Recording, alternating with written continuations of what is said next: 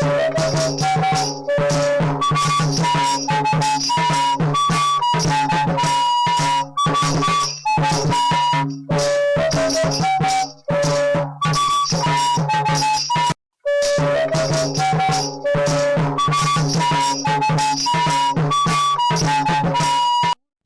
आनंदगिरी नामक एक राज्य था। राज्य का राजा विजया सिम्हा और रानी सौजान्या, उनके एक ही बेटा आदित्य है।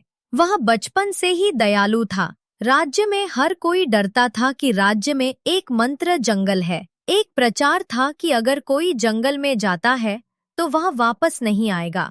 राजा ने मंत्र वन के रहस्यों का पता लगाने के लिए अपने बेटे को जंगल में भेजने का फैसला किया। एक दिन राजा ने अपने बेटे आदित्य को बताया, आदित्य, आप मेरे उत्तराधिकारी हैं, लेकिन एक सच्चे राजा बनने के लिए लोगों को कठिनाइयों को समझने की जरूरत है। मंत्र जंगल में जाएं और रहस्य का पता लगाएं। प्रभु, मैं तैयार हूँ। मैं लोगों के लाभ के लिए किसी भी परीक्षण से डरता नहीं हूँ। राजकुमार ने राजा की अनुमति ली और मंत्र जंगल में प्रवेश किया। वहां वो एक सोने की इमारत, हीरे, रत्न और सोने के सिक्के देखा।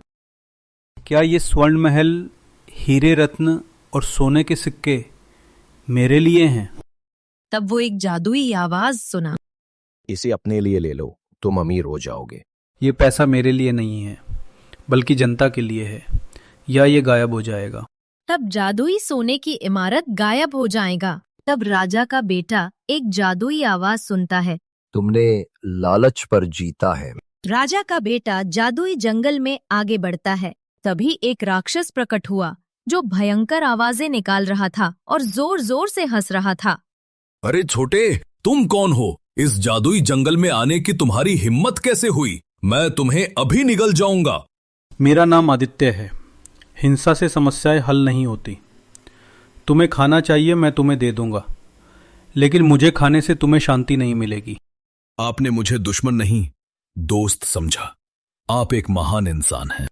तब राक्षस गंधर्व का रूप धारण कर लेता है और आदित्य को आशीर्वाद देता है। आदित्य, तुमने क्रोध रूपी शत्रु पर विजय प्राप्त कर ली है। जब राजा का बेटा जादुई जंगल में आगे बढ़ता था, तब जादूगर कालाकेशी प्रकट हुआ।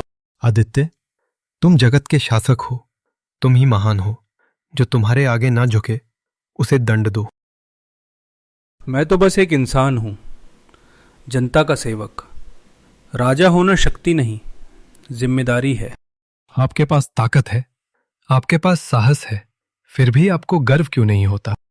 शक्ति और साहस का उपयोग जनता के लिए होना चाहिए, अपने लिए नहीं। तब जादूगर गायब हो जाता है और एक वन देवी प्रकट होती हैं। आदित्य, तुमने लोभ, क्रोध और अहंकार पर विजय पाली है। तुम सच्चे राजा हो। माँ, ये मेरी सफलता नहीं है, ये तो गुरुओं की शिक्षा और मेरे माता पिता का आशीर्वाद है। वन देवी राजा के बेटे को आशीर्वाद देती है और गायब हो जाती है।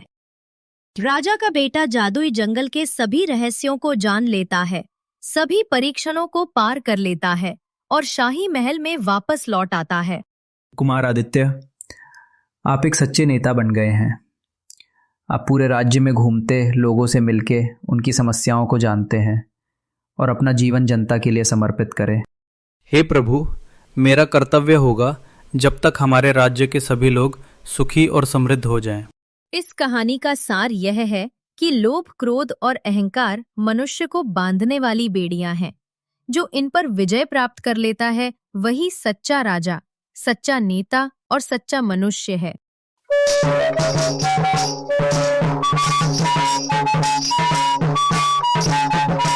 विजयपुरी नामक राज्य में विजयेंद्र वर्मा नाम का एक राजा था। वह बहुत धनी था, लेकिन वह बहुत लालची और कृपण था। राजा को और सोना और धन संपत्ति और जमीन की चाहत थी। एक दिन जंगल में शिकार खेलते समय राजा को एक ऋषि का आश्रम दिखाई दिया। हे ऋषिवर, नमस्कार। कृपया मुझे अपार स्वर्ण और धन प्राप्ति का मार्ग बताइए।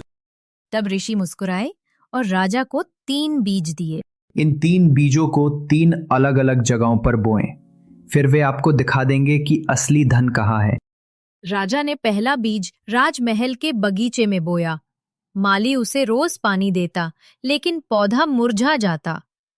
उसने दूसरा बीज सोने के कक्ष में रखे सुनहरा कराही में बोया, जो भी मुरझा गया। उसने तीसरा बीज एक गरीब किसान के खेत में बोया। किसान ने पौधे को लगन से पानी दिया और उसकी अच्छी देखभाल की। कुछ ही हफ्तों में वो मजबूत हो गया और फल देने लगा। तब राजा को समझ आया कि पहला बीज लालच के कारण मुरझा गया था।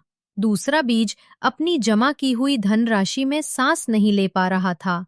तीसरा बीज उस गरीब आदमी की कड़ी मेहनत से धार्मिकता में बढ़ा। उसने फल दिया। असली धन सोना नहीं है, बल्कि कड़ी मेहनत और बांटना ही सच्चा धन है। उस दिन से राजा ने गरीबों की मदद की। उन्होंने शिक्षा योजनाएं शुरू की। राज्य समृद्ध हो गया। इस कहानी की शिक्षा ये है कि कड़ी मेहनत और बांटना लालच से बड़ा है। असली धन तभी बढ़ता है जब हम बांटते हैं।